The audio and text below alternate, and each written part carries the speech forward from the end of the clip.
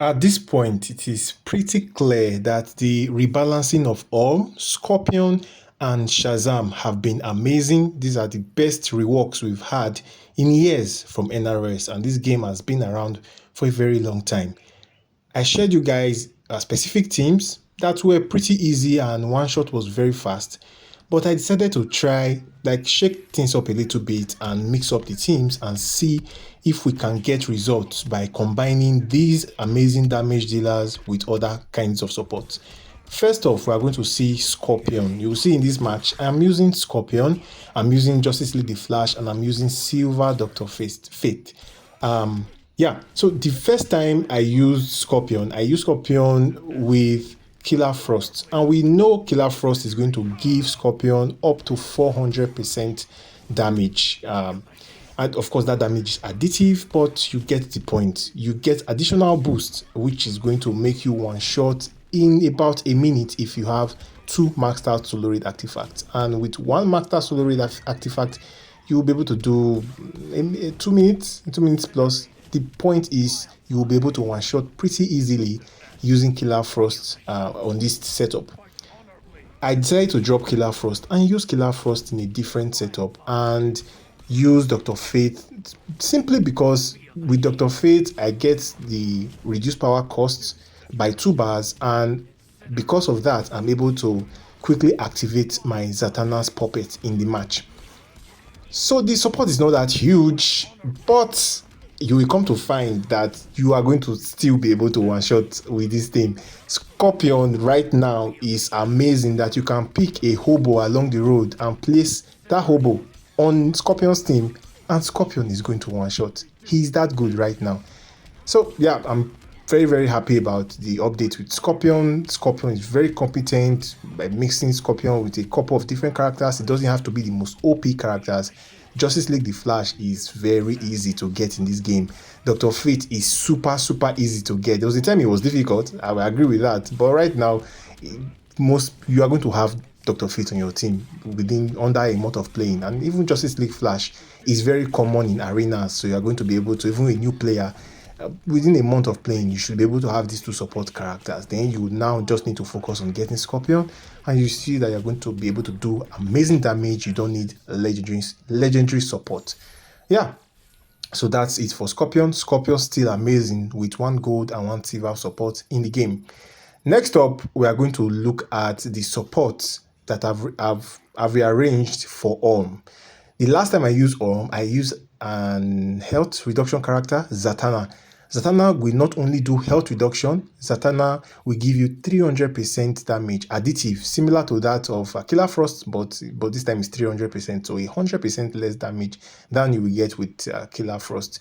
But yeah, you see, I decided to use Killer Frost instead of Zatanna. Killer Frost is going to give me an extra 100% additive damage, but I'm going to miss out on the health reduction. But as you will see in this match, you are going to realize that health reduction is not really going to be missed. It's just the way it is with Killer Frost.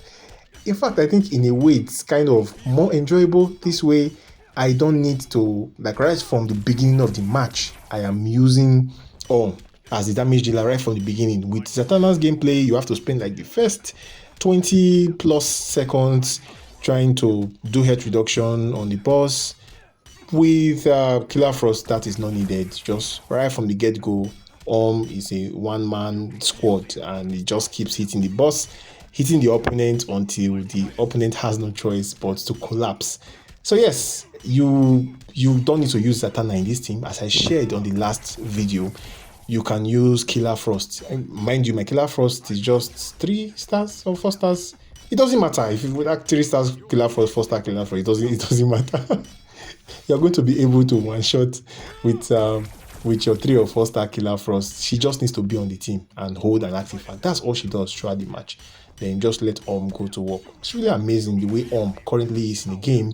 This is one character that was generally regarded as the worst character in Injustice 2 Mobile. But all of a sudden, because of ORM, now we can now have easy 7 one-shot teams. And before, it's not as if we could not one-shot with ORM, but you needed to use Raven, you needed to use specific, right now, ORM with Crown of Conduct Ruler with Dark Metal cards, he is going to one shot for you. That's, if you ask me, that's very, very amazing. This is an amazing. What's it called in Spanish? Whenever Real Madrid does a comeback, is it Remontada? Remontada? Correct me in the comment section. Let me know in the comment section. But this is an amazing comeback. This is Real Madrid level comeback for legendary and I am here for it. And you will see that I'm even doing more damage. In the last match when I used Zatanna, you see I was doing about 249 million max.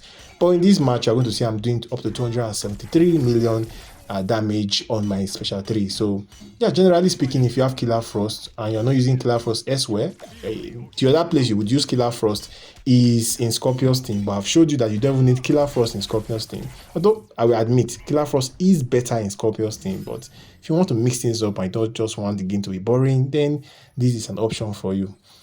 Anyways, that's for that. The next and final team is going to be the Beast Boy team. I recently took my Beast Boy to 5 stars, so I decided to showcase him. He has been on 4 stars for the longest time. This is probably the first time I'm showing a 5-star gameplay. Hey, not gameplay, please.